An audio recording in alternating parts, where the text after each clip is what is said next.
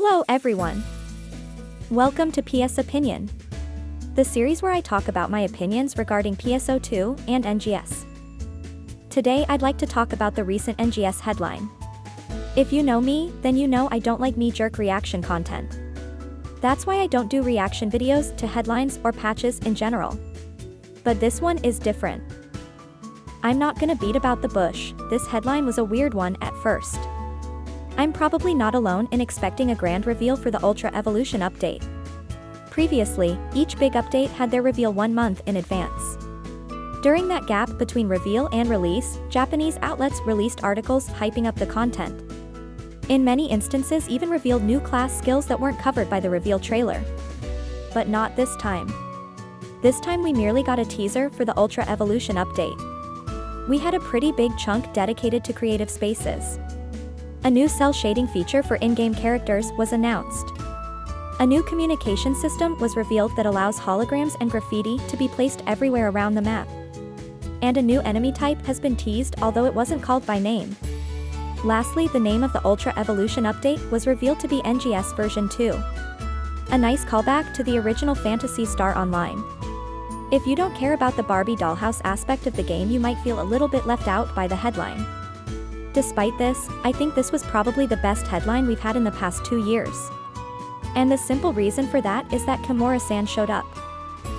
For those of you unaware, Kimura-san is the series producer and has been with PSO2 since its inception. I personally expected Hamazaki-san to show up, since he's the NGS director, but I think it might be better if he didn't show up. Anyway, why is Kimura's appearance so important? Well, for the simple fact that, for once, the headline felt genuine. He didn't beat around the bush, and immediately owned up to the troubled development history NGS suffered from. I think a lot of people needed to hear what he had to say. When NGS first launched, the game had a significant number of bugs due to the transition from PSO2, and suffered from a distinct lack of content, both of which were a source of concern and inconvenience to everyone involved. In particular, it took a long time to resolve the lack of content. This April, we were finally able to complete the release of the 4 regions, their related stories, and the 18 weapon categories from PSO2 that had been planned since the launch of NGS. To be perfectly frank, we started NGS with the assumption that we would be able to deliver regions, weapons, and classes to you at a faster pace.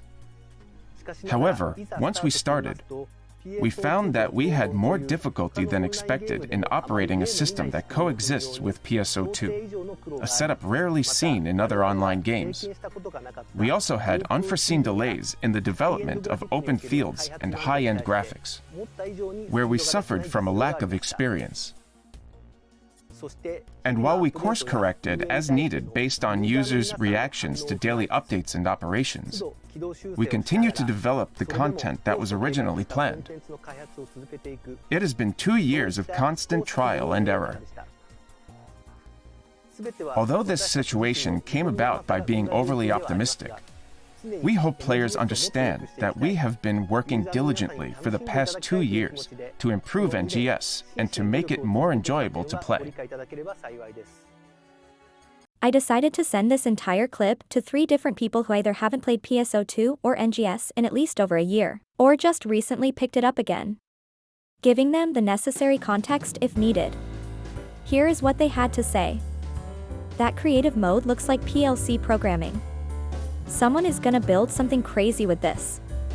Holograms are an awesome idea for interactions. You can have a tea party, or have a picnic, go camping, or set someone on fire. I really like the cell shade function. I remember that you told me the game lacked a lot of content. If I'm honest, the updates they showed in the video does lend itself to endless replayability, but the creation stuff to me doesn't quite sell a means of enticing a new player to play on its own. Although it will make for those already playing to have more fun playing with their friends. Damn, they really were like, yes, we bit off more than we could chew with this, lol. I appreciate that they were honest about it. Very bold move in my opinion. No way, cell shading. Let's go. In all seriousness, this is pretty exciting. I'm glad to hear that the devs are listening and acknowledging player feedback and are working towards improving the NGS experience. What stood out to me are the following. Creative spaces look like fun content and remind me of Halo Forge. Cell shading makes the game feel much like a different game and in a good way, in my opinion. Kind of stoked about trying this the most, to be honest. They mentioned that they are finally finished with the story they had planned since the start of the game, so I am curious where they plan to go from here. I suppose I'd have to catch up with the story first. If they take us beyond Alpha, that would be very exciting because I'm a huge fan of space travel. That was their answer. Despite cell shading being a feature not many have asked for, all 3 of my friends reacted very positively to it. 2 out of 3 recognized the massive potential of creative spaces, and the one who didn't comment about it knew they were coming from a previous trailer I sent them a few weeks ago. Only 1 person commented on the portable holograms, and no one mentioned the new enemy type, but arguably you need the story context for them. But generally speaking, all 3 of them seemed pretty excited about the version 2 update. This makes me believe that this headline was more aimed at people who were lost. It was aimed at people who quit the game for one reason or another. Kimura-san went on stage, said he's sorry in the name of the entire Phantasy Star crew, and promised a brighter future. Because we, who keep up with the game, we already know there is more to come. We played Chapter 5. We know what this new enemy type is. We know there is gonna be more story, a higher level cap, new class skills, etc. And hey, if you are familiar with how big of a deal PSO version 2 was, then you know NGS version 2 has massive shoes to fill. This headline explicitly hides the combat portion of the version 2 update because it's aimed at the player base the game lost. The devs simply do not want to spoil Chapter 5 for people. That's why this new enemy type was shown but not named. That's why we didn't see a single cut scene from Episode 2. And honestly, I can respect the devs for that. Guys, it's NGS's 2nd anniversary event right now. The future looks bright. If you had a friend who was on the fence about the game, or who you couldn't recommend the game to in good faith, now is the time. Let's restore ARCs to their former glory, together.